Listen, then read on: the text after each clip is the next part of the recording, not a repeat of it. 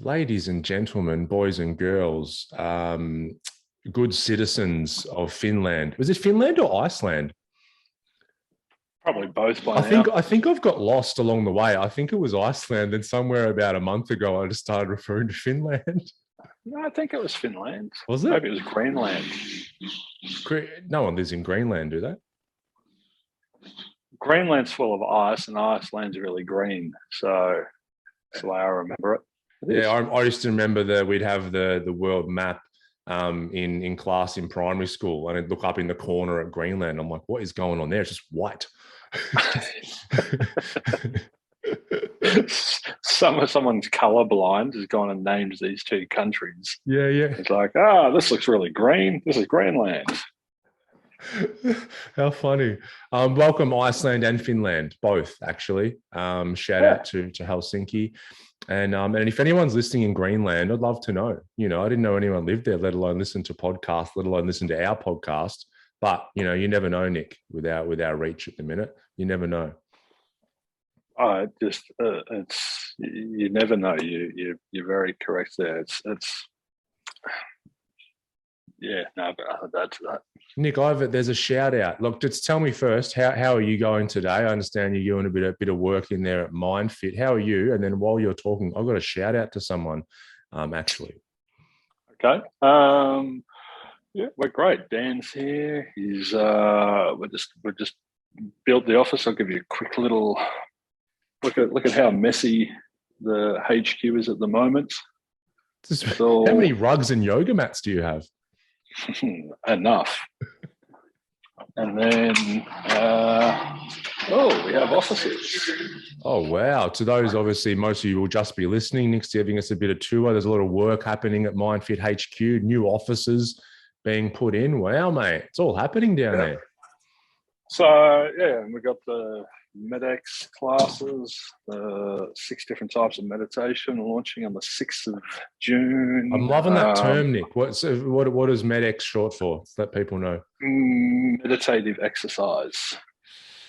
I love it. Because MedX sounds medical, and then it's meditation exercises, which actually should be recommended from people in the medical profession. So I love it. Yeah, we hadn't thought of that. And so, 6 different types of meditation ranging from yoga-based, so yin and yang yoga-based meditative classes, to sitting in stillness, to the juggling and slow walking that we do. So really just, creating we're just, this community is starting to come together. It's been me for a long time, just on my own, sort of navigating and sailing around and just really putting the foundations down. And now Dan's on board and Emma's coming in with her holistic nutrition, so mood, food, gut health, all that stuff, nervous system recalibration.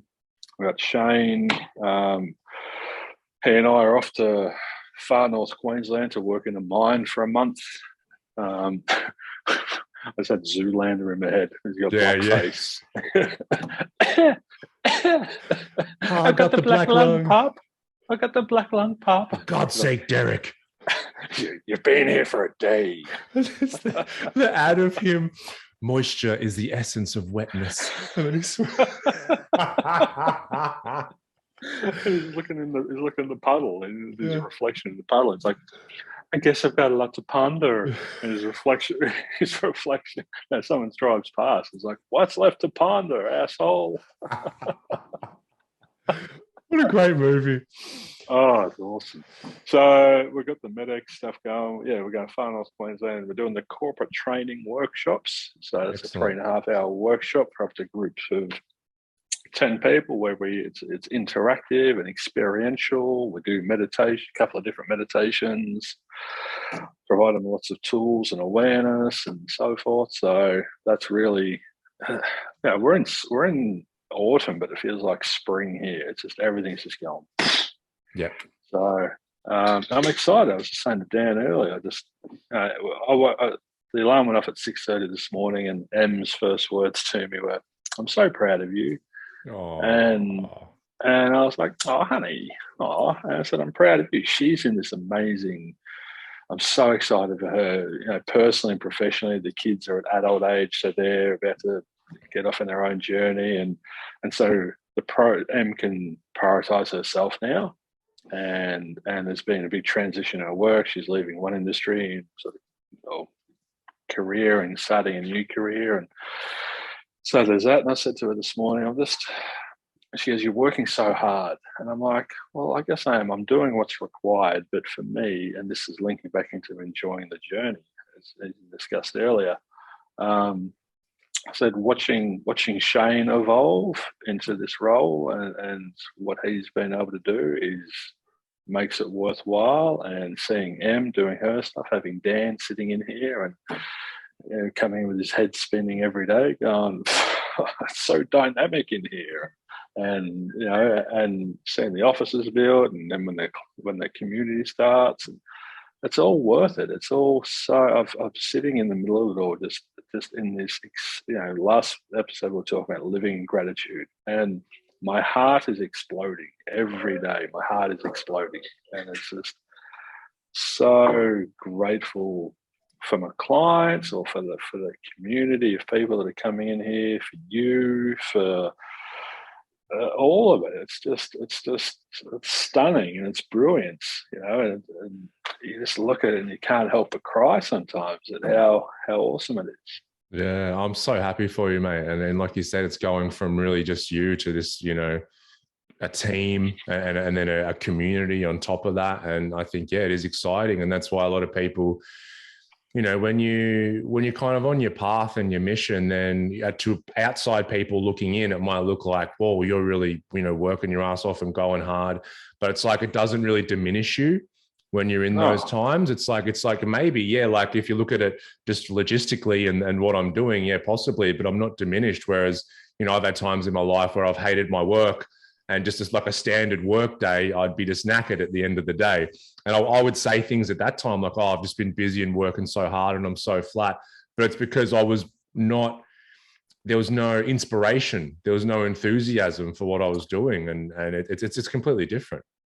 That's a great word, inspiration. What did I say to him this morning? I said, well, it's aligned, but it's also, when you're connected with your purpose, you know, when it's not about me. This is the beauty. I'm trying to be in this. I said it last week. I'm trying to be in this the least amount as possible. And when it's about Dan and Shane and Em and Charlotte, who's going to come in and be a MedX instructor, and most importantly, the clients in this community, and the ripple effect we can have when it stops being, when you're in this active service and on the Eightfold Path, which is the fourth noble truth in Buddhism. It's pure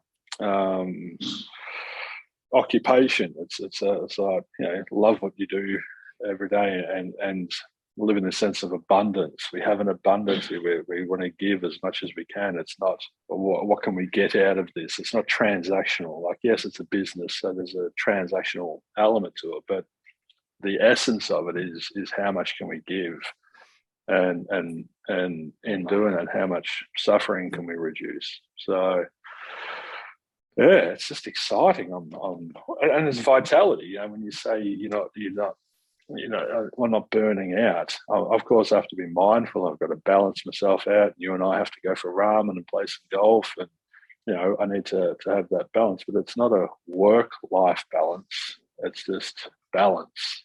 Yeah, talked about.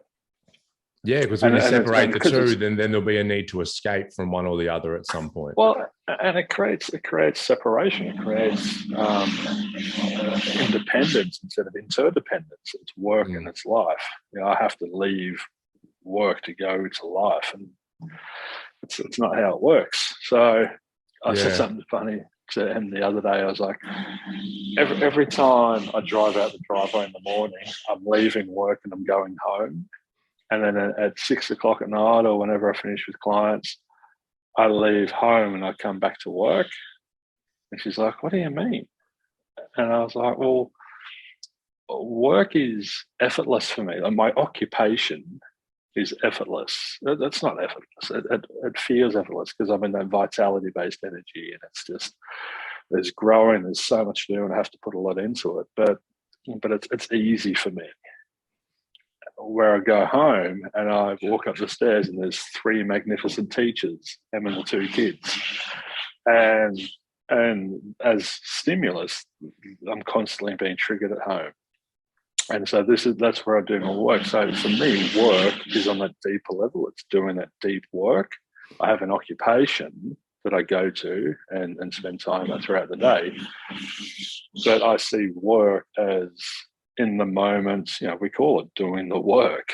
And so when I go home, I've got these gurus waiting for me to provide all this stimulus and all this opportunity. And then goes, that sounds terrible. It sounds. And I said, yeah, I can understand how you interpret it as that, honey. But for someone who has this growth mindset and sees this as an opportunity and understands what's going on, understands that every time I get heightened or tighten up or contract or constrict or whatever, unsettled, that's on me. That's not on you. You're not making me feel that way. That's all it's revealing is an impurity within me. There's an attachment there. So I'm growing as a person exponentially. I'm loving so much different than I did in the past. I'm loving much healthier with much less attachment, much less ego. And that's so rewarding for me. I love that. And I'm eternally grateful to her and the kids. And she's like, fuck, you're a weirdo. Well, it's not something that is, normal in society to hear, but it's true. It's truth. Like relationships and family are about growth at the end of the day, people growing together. And I think when I see so many people in their work life kind of unfulfilled, and so they then need an escape from that. And then not even having the awareness to look at their home life that way in the first place. But then secondly, getting home and needing to escape from work. So not wanting to deal with certain things. And then people just shut down, don't talk to their spouse or family, start drinking every night. And so there's no growth in that case, because all people doing is either doing things that they don't want to be doing and then trying to escape from that afterwards.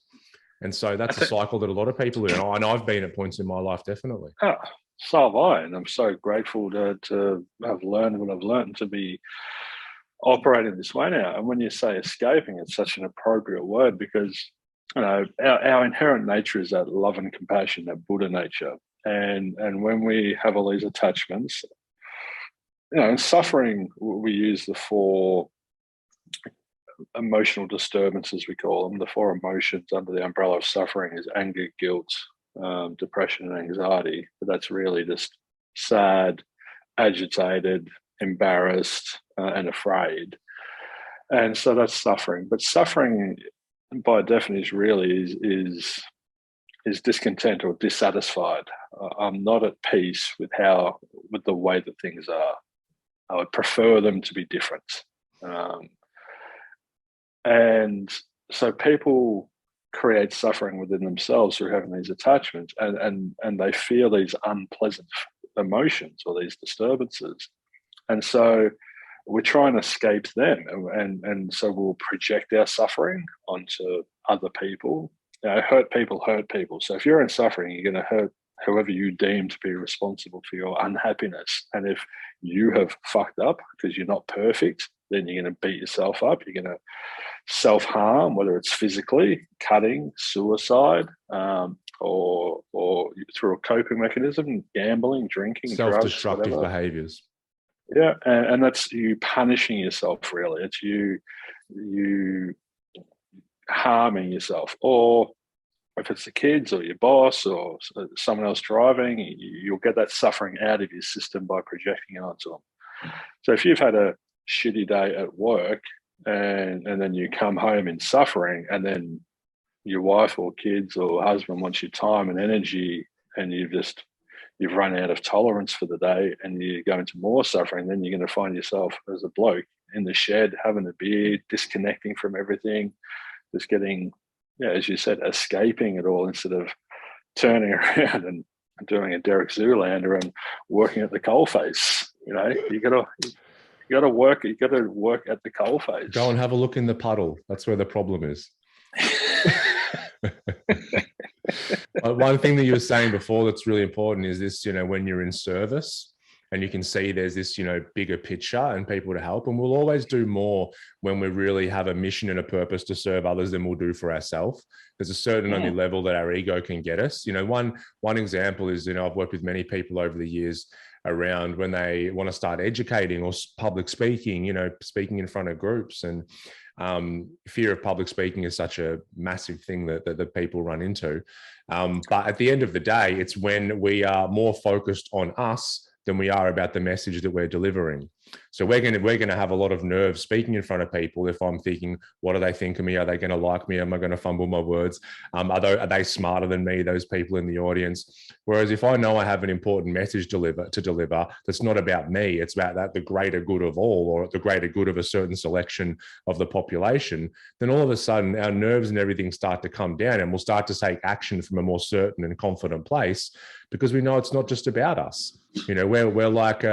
We're a messenger, delivering something that's really, really important. But as soon as I just get focused on me, and like in your situation, things are happening in someone's business and they're like, well, I need this for me, and it's because I want this, and blah, blah, blah. We won't take the action from the right place. And you spoke about, sabotaging behaviors, and we'll start to engage in those as well, because we know deep down, I'm not so much doing it for the greater good. I just want certain things for me and my ego. Yes. Hey, all praise be to that. But it's not fear of public speaking. It's fear of not being good enough. Yeah. And so we need to really reframe everything. What are you really afraid of? And the three amigos must be loved and liked, perfect, and get what I want. That's what's really being triggered. Those attachments are being triggered, which is creating this suffering, which is the anxiety. And then, and as you said, people are making it about them. When if you can get out of the way, if your ego if you can empty yourself of your ego, and as you said, I'm just a vessel to deliver this. A conduit. Message. I'm a conduit. I'm a gateway. I'm a whatever you want to call it. And I do that at work. In sitting in session, I try to not be there. Yeah. A client the other day said, "Oh, this is a really because the way we work here is we're quite challenging, and we do so deliberately because we care enough about people to not enable them to stay in their shitty illusions and thinking, and we have these ego stripping sessions, and it feels uncomfortable at the time, but the client's feedback is that's their favorite session because it's the most productive one. And a client was in here the other day, and he said about halfway through, he's like, "Oh, this is a really what word did he use? It was not confronting, but like argumentative. It's a really argumentative session." I said, "Oh, yeah, I see where you're coming from, but I don't feel I'm arguing with you. I feel I'm just reflecting some truths that you don't like the taste of. You don't really like the reflection from the mirror that I'm holding up. And I'm trying to hold you in this space, and you keep trying to flee this space because it's uncomfortable. And we're not actually in competition. I'm not trying to win. I'm not trying to do anything because I'm not actually here. I'm just delivering some information to you, and it tastes like sarsaparilla. You don't want to take your medicine. You want to run away from it. He's like, "Oh, right, yeah." And so we kept stripping away that ego and stopped getting out of competition. And Nick's trying to make me do this, and just it always comes back to surrender. Surrender. Just surrender, surrender the ego. Step out on stage if you're public speaking. Surrender your attachments and just shine the spotlight on them instead of yourself. Stop making it about you. It's not about you, it's about them. Yeah. We live in a society now more than ever where we get put in echo chambers where we don't question our own beliefs. We don't question our own bullshit up in our mind that does cause a lot of our suffering. And then we get around people who reinforce those beliefs that we have. So when someone gets really challenged like that, and challenged from a compassionate place, it's like you said, I'm not in competition trying to win. I'm just trying to hold up a mirror here to see what you're giving me. And people aren't used to that, and it can put people back a lot. But when people can have that and have even, you know, friends and everything, not just therapists who'll do that as well. And then they can actually start to do it themselves. It's wonderful because all of a sudden, like, we can stop bullshitting ourselves. And that's what we're doing most of the time. At the end of the day, we can justify anything, our human mind, where we're experts at it. So to be able to call ourselves out on our own bullshit, it's like, here's what I believe, and this is why it's a good idea. Now I don't need anyone else to reflect it because I can actually see what's going on. I have that awareness now, and I offer maybe a counterpoint or counter argument. Then I realize that arguing with myself is futile. And that word that you said, surrender, right? And everything can soften. I think oftentimes most people need that from somebody who, like yourself, who's a very a great therapist who knows what they're doing. But eventually it's so important that people learn to be able to do that themselves, because it's like, you end so much inner turmoil then. And you got to have the rapport there. Like in the way that I work, I'm trusting myself first and foremost, but then I'm trusting my clients that they're going to stay in this space and they're going to lean into the discomfort and they're going to embrace all of this. It's really, you know, I think that's what sets Myndfit apart from most other mental health, whatever you want to call them. And I had a client the other day walk out and said, 5 minutes into this, he came in and he wanted to talk about all his bullshit, wanted to talk about this and that and everything. And I just held him here and no, we're getting straight into it. I wouldn't even let him sit down. I had all these cards laid out on the ground. I'm like, what's this? What's that? Where's your attachments? And he's like, fuck, 5 minutes into this and I already feel better.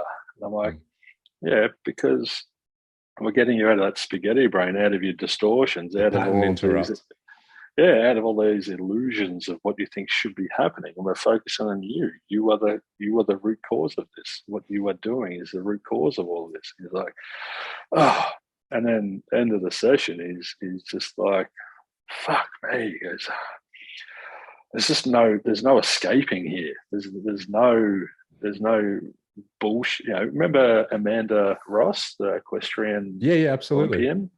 And she says it's like there's a no bullshit filter as soon as you walk in the door, and there's no escaping, and it stings and it burns, and it's like me cauterizing all their impurities, and you know, but they walk out feeling infinitely better because they're walking out without those attachments.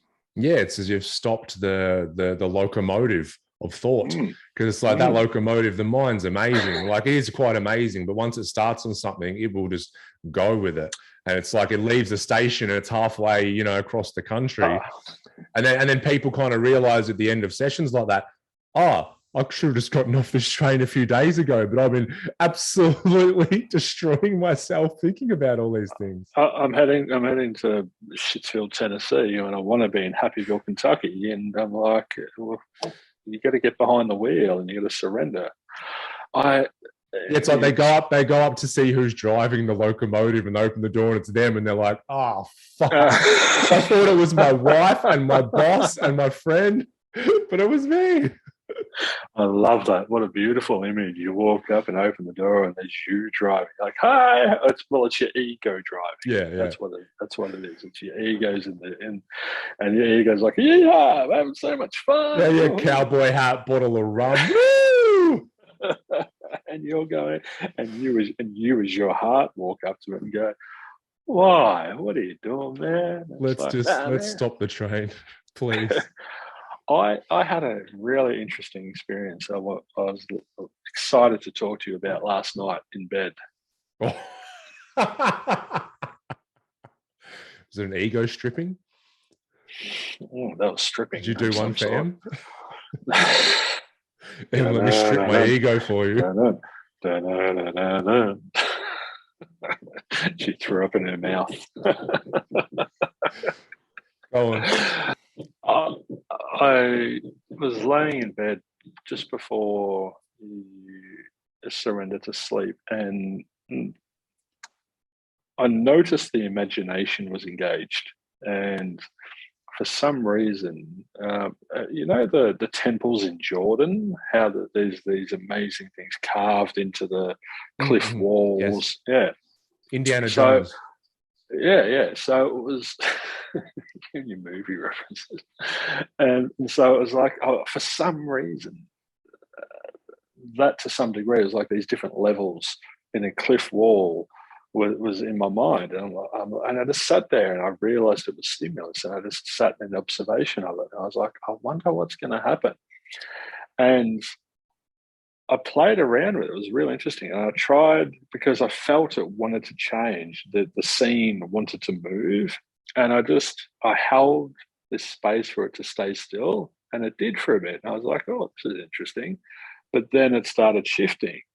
And then it turned from, the temples in Jordan to this blue water coming out. And it was so nonsensical. There was no rhyme or reason or pattern. And I thought, what the fuck is the imagination? What is it? Like this is happening within my experience, or within me, if you want to put it that terms. This is going on inside my experience of being a human. What is it? Like, it's just, this thing is, it's so odd. It's so odd. I love that you brought this up, because this is actually something that I've been playing with for probably over a year now. Is that, I think I was just focusing on different techniques to maybe get to sleep a while ago, and then I noticed that there was this little point that, like, and I knew I got to a point where it was this moment where I'm like, oh, I'm definitely about to fall asleep, because I'd start to, what I would call it is like subconscious material. So whether it's like subconscious material, or maybe it's coming from the ether, I don't know, but it's exactly what you're saying. It is nonsensical. It is just completely random most of the time. And I went from a point it's where like a lava lamp. It's like a lava lamp. Yeah, because as soon as you focus on it, they'll disappear, and then something else will come through. It's just bubbling away, going wherever it wants to go. Yeah, and it's this point, like just before you fall to sleep, and the conscious mind's mostly kind of checked out, but we still have awareness there. And then I started playing with that, and as soon as I started to try and think about it too much, my brainwave must have gone up, and I'm back like kind of consciously awake. Mm-hmm. And so I've been playing with just trying to maintain awareness. And yeah, mate, the stuff that comes up, it'll be imagery like that. Then all of a sudden I'll hear a voice, not like I'm thinking it, but it's coming from behind me somewhere. And oftentimes it's like my dad's voice, but it's like random shit like, Ryan, can you pick that up? Like a toy on the floor when I was 5 or something. And it's like coming from back here somewhere. And then it'll, switch to being like in a cloud. And it's really, really interesting. And I'll have that exact feeling. I either come out of it or I'll wake up the next day. I'm like, what in the fuck was that? Like what? It seems so vast that there's no real framework for our conscious mind to give to it. It seems very powerful, but it was so wonderful just to sit there as the witness and just watch this thing do its thing without trying to interpret it, without applying meaning to it, without getting lost or in it or swept away by it or anything. And it just, all of a sudden, it was allowed just to be exactly what it needed to be. And yeah, and I knew that there was going to come a point where I would drop down into, theta, or I was in theta, and then I'd drop down into delta at some point and state, and I'd fall into sleep. And then I wasn't thinking it. This is a weird thing. I wasn't thinking it, but I was knowing. So that's a nice differentiating thing. I knew that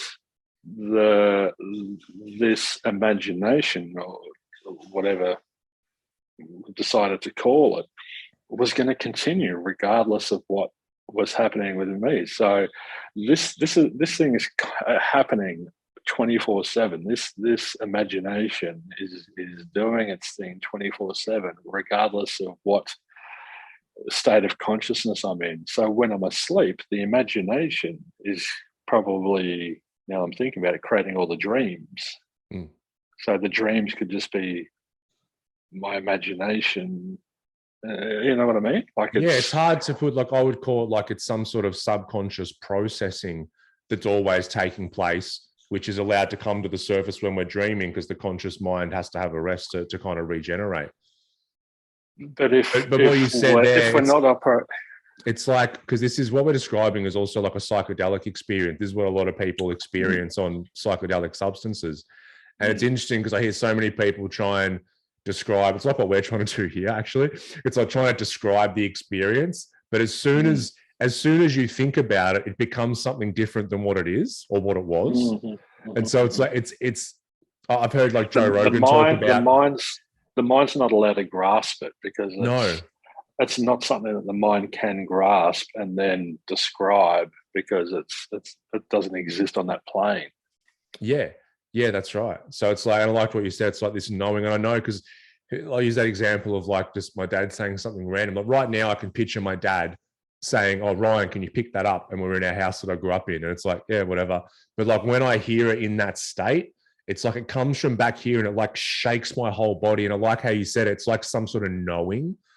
Like it really, like I can feel it at my core as like some deep thing, as opposed to just a thought about something. If that makes sense. Yeah. Well, you're not recalling a memory. You're not accessing a memory. It's not a surface level sort of thing. It's this deep underlying knowing that this is in existence on some plane of reality somewhere in some dimension.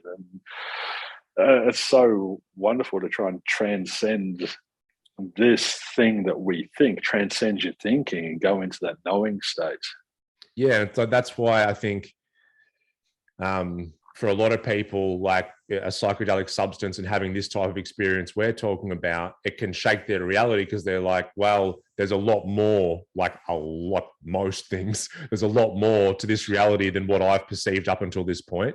Whereas like you and I, like we can kind of, because I've done a few psychedelics here and there, since not for a few years now, but a while ago, but I'd already been doing this work. So when I took them, I'd be like, oh yeah, it's like what we're describing, this being aware of that state before sleep. I'm like, yeah, this is, I understand, so it's not kind of as earth shattering as a lot of people think it is, but I can understand, if someone's never been awake to kind of different dimensions of reality, then it can be a massive shake up to their perceptions and what they think the world is.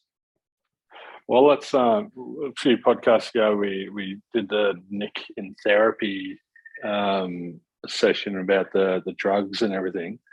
So we should do a podcast when Nick has a DMT experience or something, and we record that. That'd be awesome. Totally up for that.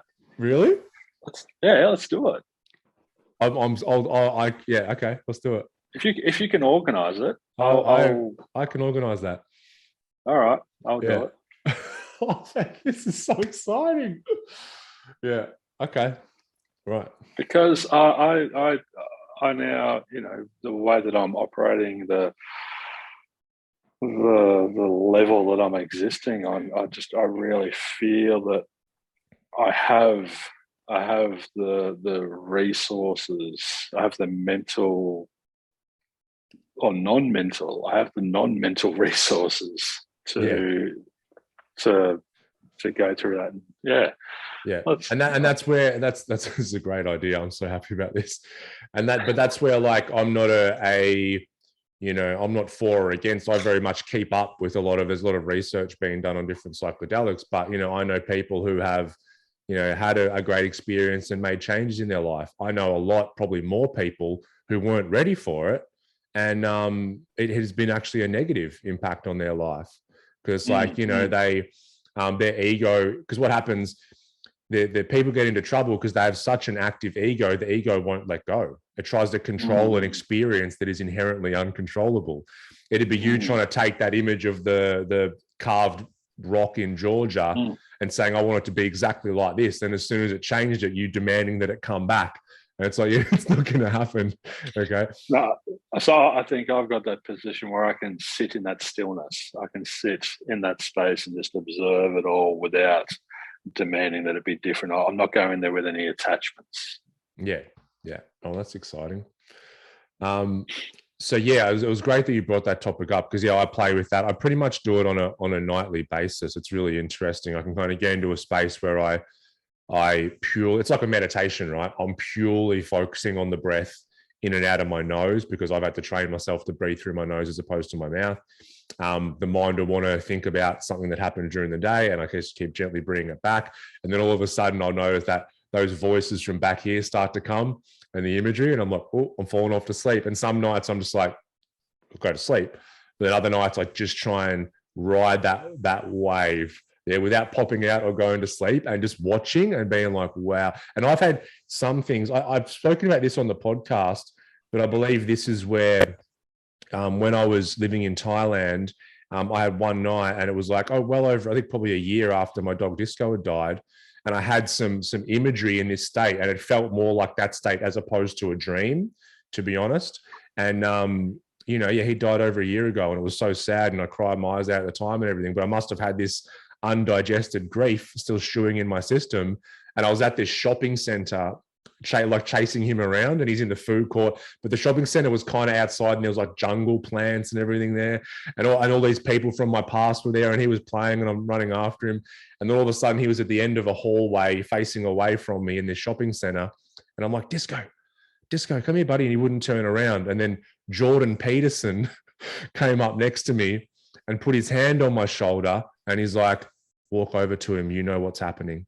And in that moment, I knew that he was dying. And so I walked down, and he died in my arms, which is like kind of what happened in real life, not in this shopping center with Jordan Peterson, but in my home.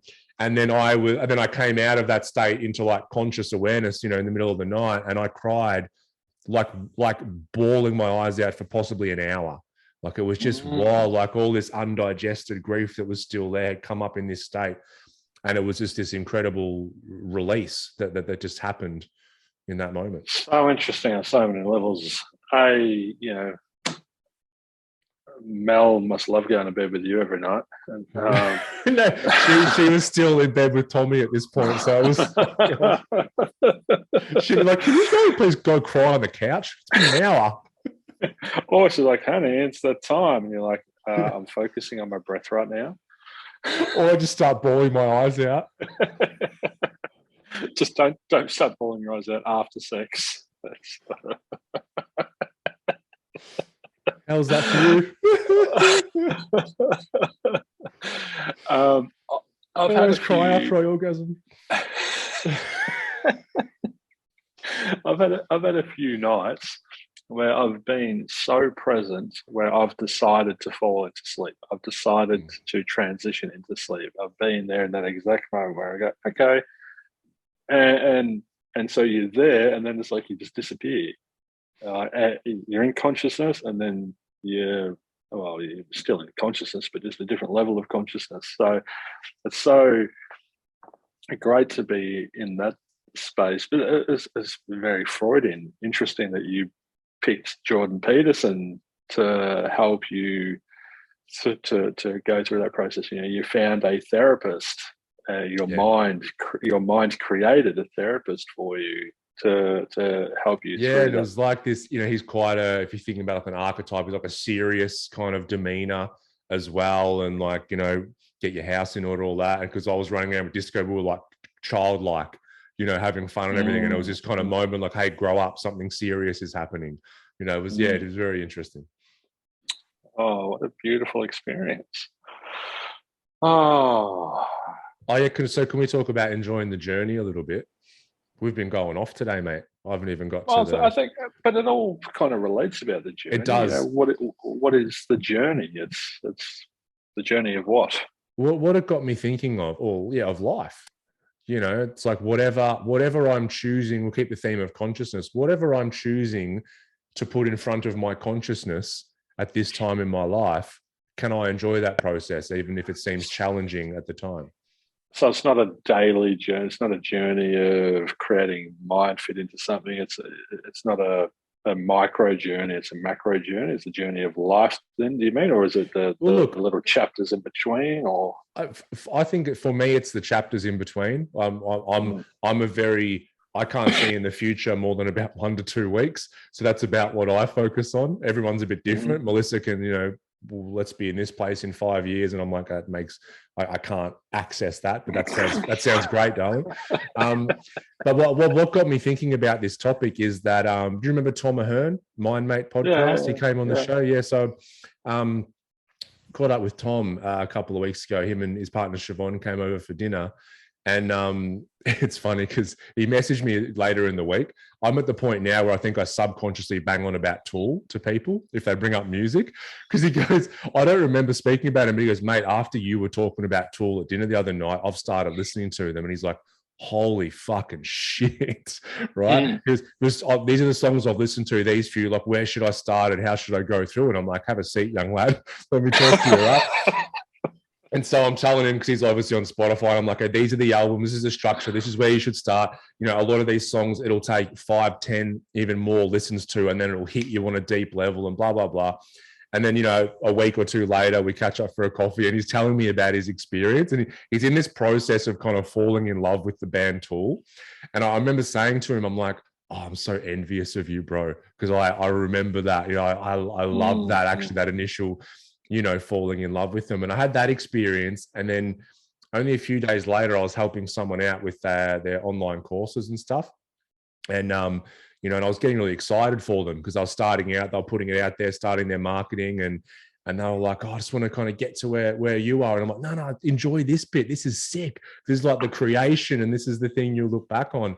And so both these times I was telling people to, hey, enjoy this bit, right? Because I've already been through it. So I started really questioning for a few days. I'm like, well, hang on, you're giving that advice. Like, what are you taking for granted at the minute? What part of your journey are you? And it was quite a bit of it. You know, it's like I really had to check myself and go, hey, there's things that are happening in your life right now that are like you falling in love with Tool as a 16-year-old. You know, or if you didn't check yourself, would you have wrecked yourself? I would have 100% wrecked myself. There's no doubt about it. You know, that's a deep truth. Check yourself before you wreck yourself. You know, should be one of the 10 commandments. God really missed on that one, didn't he? We're going to add it to the 8-fold path. It's now the 9-fold path. Just a t-shirt with or an Instagram quote from Buddha. Check yourself before you wreck yourself. Oh, there is no self. Oh, God. There's no self to check because there's no self to wreck. Yeah, I love what you're saying because we had that exact thing last night. Once again, in bed, everyone's thinking, geez, it must be scintillating. It's all happening in Nick's bed at the minute. No, it must be scintillating to be one of Ryan or Nick's partners because, you know, we're in bed last night, and I said, "Damn, I'm so excited for you. I'm so excited for you." She's like, "Why?" I said, "You're at the start of this journey. I remember this moment. I remember the confusion. I remember the discomfort. I remember the chaos, the uncertainty, the what the fuck, where do I go? What do I do? I remember all of that, and it's such a I hope you actually really genuinely fall in love with this journey, because if you fall in love with it, it's one of the greatest gifts, you know, that you can do. Give yourself. And but one thing as well, and I'm just really I'm aware of this because I'm so guilty of it, is I remember back and I remember not enjoying it enough, which is the whole topic here. You know, I remember when we first started the center, it was so fired up and passionate and it was great. And I'd take, you know, maybe at the end of a big week, I'd sit down at home and I'm like, fuck, well, that was a great week. Look at the people we helped. But then I'd go back into stress mode, you know, during the week and that thing. And I think this is what everybody talks about. It seems to be human beings. It's like, you know, I wish I had have enjoyed certain times more. And so that's something that I'm working on personally right now. What will I look back on, let's say in 5 years, or even though I can't imagine myself there, but what will I look back on at this point in my life and go, hey, I enjoyed that. You know, I didn't take 5 minutes out of my week to try and reflect and enjoy it. I actually enjoyed each action that was taken and what came along with it. And that's only, what's coming to mind for me, is that's only achievable if you surrender, if you let go of those attachments. So a frame of reference for me that I'm going to is obviously building offices out in the meditation studio. And so, you know, you saw the mess that's everywhere. There's banging and there's paint fumes and it's all happening. And I sat there, I came in one morning, I smelled the paint fumes, and there would have been a version of me in the past that would have gone, fucking hell, builders and paint, and how long is this going to take? Hurry up, rush. And I sat there in gratitude. And I was like, I'm so grateful for the smell of these paint fumes and for the mess that's here, because that means that there's this explosion going on in here, and this is part of the journey. People attach to only the positives in inverted commas, and they only want to have the positive experiences. They don't embrace the entirety of the journey, which is the ebb and the flow, the peaks and the troughs, the highs and the lows. And you know, on one level, the paint fumes and the mess. If I had ego involved in this process, to be like, oh, I'm sorry, embarrassing. Oh, I'm sorry, clients, you know, please. And the clients have come in, I'm like, I don't even explain it. There's no part of me that needs to defend or explain or anything. It just is. And it's part of the journey. And if they don't like it, well, that's their problem. That's their karma. It's got nothing to do with me. Yeah. And so when we're doing that, we're just in appreciation for all of it, the entirety of it, and it's all amazing. It's all equal. It's all equally wonderful. The paint fumes are equally wonderful as the finished product, because without that, you wouldn't have that.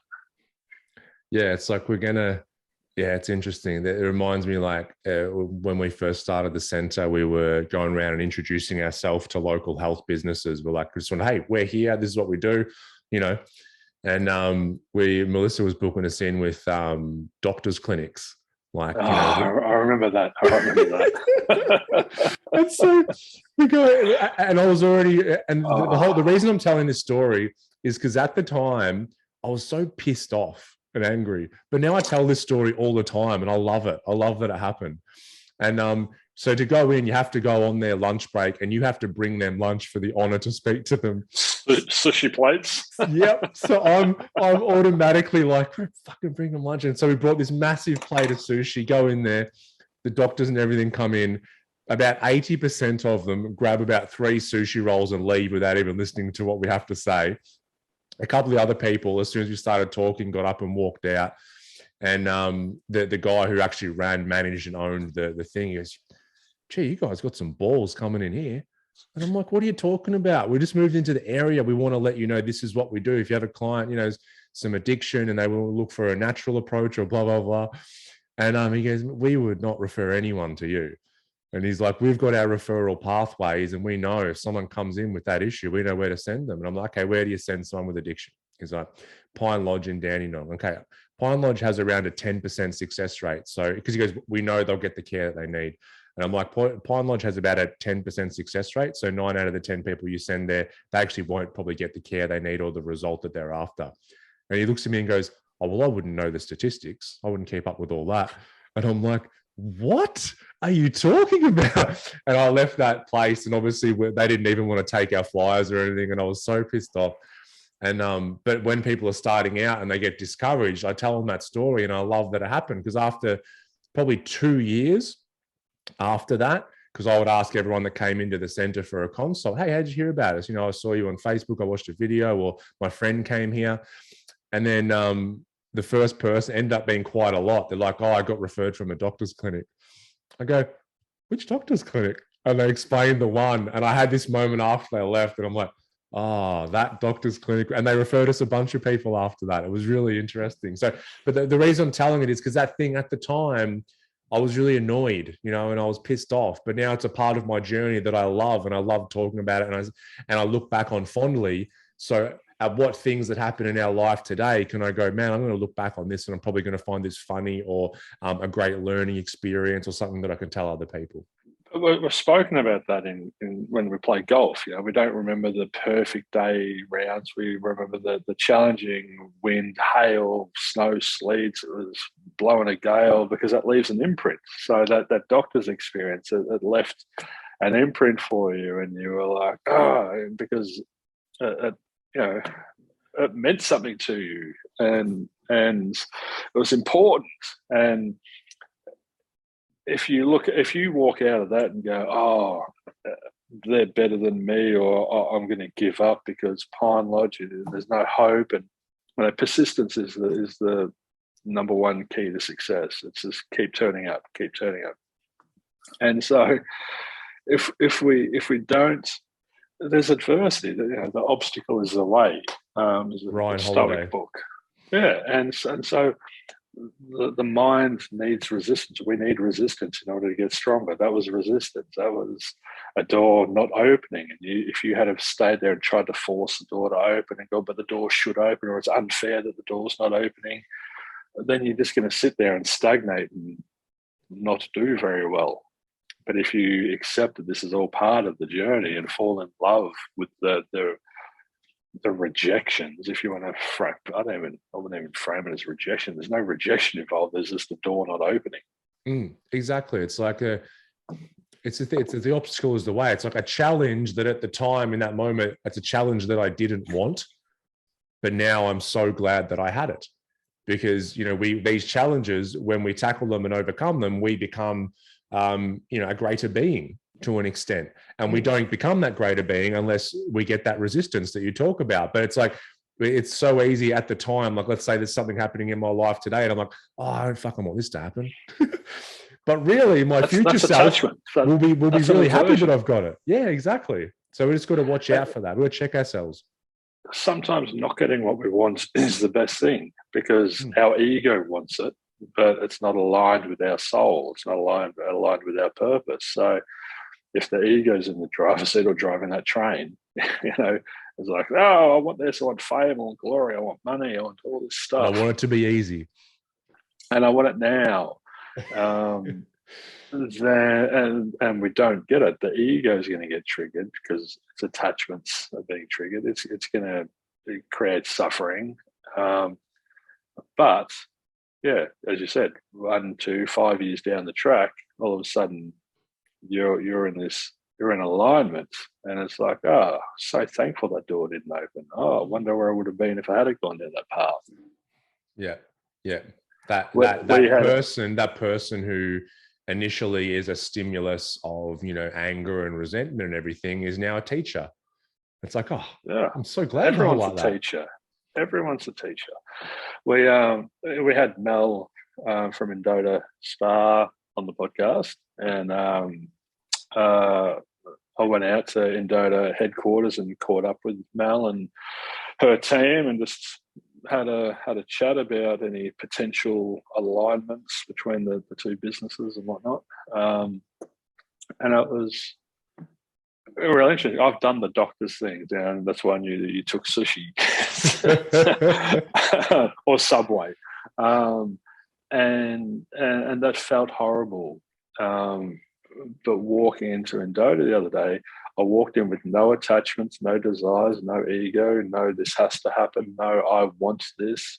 I just walked in there very cleanly, and it was a wonderful experience. And I sent a follow-up email afterwards saying this is my takeaways. And so as a first date, it felt really good. But if you don't want to go on a second date, then thanks for a lovely cup of tea and a chat. And it just allowed it to be whatever it needed to be. And we're catching up next week or the week after for a second date, and that'll be equally as whatever it is. And this is the thing. There's all this potential there, and I'm seeing this. Our work comes in themes. And I'm seeing a lot of people are living in the potential of what could be. This person, my husband, could potentially be this man. And so there are these expectations and attachments, and when the expectations are up here, but the capacity of the person or business or whatever is down here, there's a lot of room for disappointment. And I did that in my marriage. I lived in the potential of what the marriage could be, and that was a wonderful learning curve for me to create that awareness of our human nature, and the nature of my mind is to do that. So now I have that awareness. I can now operate in a way where I stay in the reality of what is. And the reality is, Myndfit went and sat with Indota and they had a chat. And that's it. And that's the locomotive analogy again. It's not, the locomotive hasn't taken off and gone full speed down the road, because that's what people do. Like, well, this could happen and then that could happen. Then what would that say about me? And, oh, that's great. And the potential thing is really important, because we would see it over and over again. It's like this person, it's normally a partner, is exhibited some traits for like one day, like 10 years ago. He's done the dishes. He's done the dishes one day. He was just nice to me this day. He bought me, he did this, blah, blah. And it's just this one. And then, so 99.99999% of the time he's been otherwise, but they're completely attached to that potential up here. So all of a sudden we're not living in reality where we're trying to chase a potential that was just a moment in time. So we are stepping out of reality. And like you said, I love it. It's so simple. It's that reality is Myndfit met with Indota. It's like Byron Katie used to say. She had a daughter who was alcoholic and everything, and she was sitting at home waiting for her to come home. The mind was going, the cops are going to knock on the door, she's dead, all that stuff. And then she just went, lady sitting on a couch worried about her daughter. That's it. No more coal in the engine of the locomotive. Just that's what's happening. That's reality. With one of my clients, I think I told you about, she went for a job interview, and she said, she felt all the old anxiety, the sweaty palms, the racing heart, the breath increasing, and then she just took a few breaths and went, reality is, woman is going to have a conversation with other people, and she knocked it out of the park. And that's not what we're doing. We're self-soothing. That's where you can feel that. I'm sure people listening can even feel that. As soon as you talk about things like that, it's like the anxieties, the nerves, all of that just kind of goes. It's so nice. Surrendering. It's surrendering, and it's living in the reality of what is. And it's just so effortless in there that it's so peaceful. But people are hardwired and conditioned to conflict and to, there has to be an issue. There has to be a problem. I have to be feeling something unsettling other than because peace is so foreign to them. It's what was I going before? When we step into the reality of what is, we're just so present, and it doesn't mean anything. It doesn't. We're not interpreting it. We're not deciding. We're not forming opinions or beliefs. There's no judging. There's no criticism. It's just we let go of the whole idea of an outcome, because that's what the ego is always trying to get, an outcome in every interaction. But it's like as soon as you let go of outcome, it's just I'm here, and this is it. I'm sitting across from someone. I love it when clients mistake that peace for boredom. Yeah. And they're just like, this is boring. I want to go and find more conflict. I'm like, all right, how about it? Yeah. Have yourself a day. Have yourself a day, and at least just be aware that you're creating it because you deep down want it. And then when you get it, you go, it's too much drama in my life. This is available to all of us. This is the hilarious thing. This sense of peace and contentedness and stillness and equanimity and compassion and love and just being. That's available to every single person. And you just have to do the work. So this is enjoying the journey. Enjoy doing the mental reps. Enjoy feeling heightened. Enjoy fall in love with the entirety of being a human. And for those interested, there's the Be Here Now podcast with all the Ram Dass lectures. Episode 30 is just like all about being human.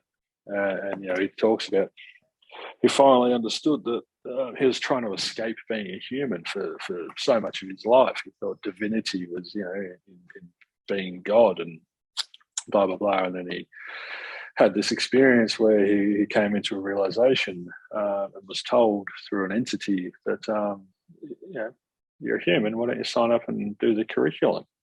Take the lesson. Stop wagging. Be a human. Perhaps. And he's like, fuck. All right, so I've been trying to avoid being a human where all this time and being a human involves all this neurosis, and it involves all this triggering and all this attachment. It involves an ego, and it involves a mind that disappears into the imagination and the memory. It's all of this. A body that does weird stuff, like relationship dynamics. And has weird things on it, and loses hair, and it's fall in love with the entirety of it all without applying meaning to any of it, and you're home and hosed. There you go. It's funny you say that. We just got a book delivery yesterday, and Melissa ordered Be Here Now, and she's like, show the book to listeners who are on YouTube. How epic is that? And open it up, just like flick through a little bit. Look at that. It's just all this. Yeah, I had no idea it was like that. And when I looked at it yesterday, I'm like, that's Oh, yeah. fantastic. That's unreal. I'll open up a page and let's finish up the podcast with this, mate. Open up a page. What do you got? The way is the harmony of the universe. When one comes into the spirit, when one sees how it is, one understands that behind all the individual differences, man, woman, big, little, old, young, good, bad, every label you can think of becomes background instead of figure. What stands out is here we are, here and now. That's all there is. And if it isn't beautiful, man, there's nothing. So you say, well, I can't have it beautiful now, but later, when we get the food home, it will be beautiful. Later never exists. What's happened to life, insurance, to tenure, to planning, saving, responsibilities? Nothing's happened to any of it. Something I was talking with clients about yesterday, it came up a lot, was 4 little things, and I'll share them with you to finish if we can, because it's very apt. 4 3-letter sentences. Be here now. So be it. It just is. Do the work. Nick's 4 commandments of Myndfit. That's all I've got for you. And the 5th one. Check yourself before you wreck yourself. Or no, but if you do this, there's no self to wreck. So that's true. No 5th. Yeah. That's true. That's beautiful. It's like I have these discussions with my colleague Matt, and we'll go down all these rabbit holes of what existence is and breaking it, blah, blah. And we always get to the same point. But we're like, it's just this. It's just this. It just is. Yeah, it just is. It's so simple. It's simple. It's simple to be happy, but it's difficult to be simple. Ooh, Nick, that's great. I like that one. Because our very nature, the nature of our mind, is to overcomplicate things, is to dramatize things, is to convolute things where it becomes so overwhelming. And if you can strip it all back, strip it all away, instead of, we're so hardwired and conditioned to feel deficient, the sense of deficiency. We need more, I don't have enough. But if you turn left instead of right and go the opposite direction and start stripping it all away, and you go into this, I have an abundance, I have too much, I've got to get rid of stuff, I have an abundance, and then it just becomes so simple. And I think it's that the simple, the mind tends to kick up a stink because it's kind of losing a job. If you really start to simplify, the mind's like, no, it's not that simple. It's got to be this, and this. We talk to clients about, trust the seaworthiness of your own ship, and a ship is safe in harbour. That's not what ships are built for. And a man that doesn't know to which port he sails, no wind is favourable. So we've got all these sailing metaphors. And so we have all these crew members of our ship, all these parts of us that are in existence. And there's been mutiny on the ship for so many years. The captain, have been tied up and stuck down a hole, and they're just running rampant. All these parts are running rampant, having a party, and the ego's up there, and anxiety's up there, and they're dancing, drinking, and they've got bottles of rum, they're smashing them, they're fighting, blowing up all over the deck. And then your heart sort of escapes and comes and cuts your bonds and frees you, and you get up on deck, and they'll look at you and go, fuck. The boss, it's like when you were a kid and the parents come home. Shit, my mum and dad's home. So all these immature parts, and I go, oh God. And then you can intervene and you can say, parts, I'm not going to scold you. I'm not going to punish you. You're just doing what you're designed to do, and that's fair play. But now things are different. And anxiety, you go over there. Ego, you go over there. Everyone, self-worth, self-respect, self-love, self-discipline, please come up on deck. All of you guys get up here. Trust. Has anyone seen trust? What is trust? They're all gagged and bound down under the deck. Who put trust in a barrel? Come on. Trust, get out here. Get out here. All right. And restoring order on this ship. Right. Now we're sailing and we're going to encounter storms, and that's okay. It's not good or bad. And we're just going to stay here and navigate through these waters. We've got this. Everyone good? Everyone know your roles? Right. Let's have at it. Now we can work as an integrated unit when those storms arise. We've got some good metaphors today, Nick. Metaphors we have. All right. Everyone, enjoy the journey. Let's a little test for today. Let's see if you can have one interaction today where you forget judgment and outcome and just literally be with the reality of what's happening in front of your consciousness. And let us know how you go. You got this, fam. You got this, fam. All right. Thank you, Nico. As always, that was a pleasure. And we'll see you all next week. Thank you. Bye. Peace.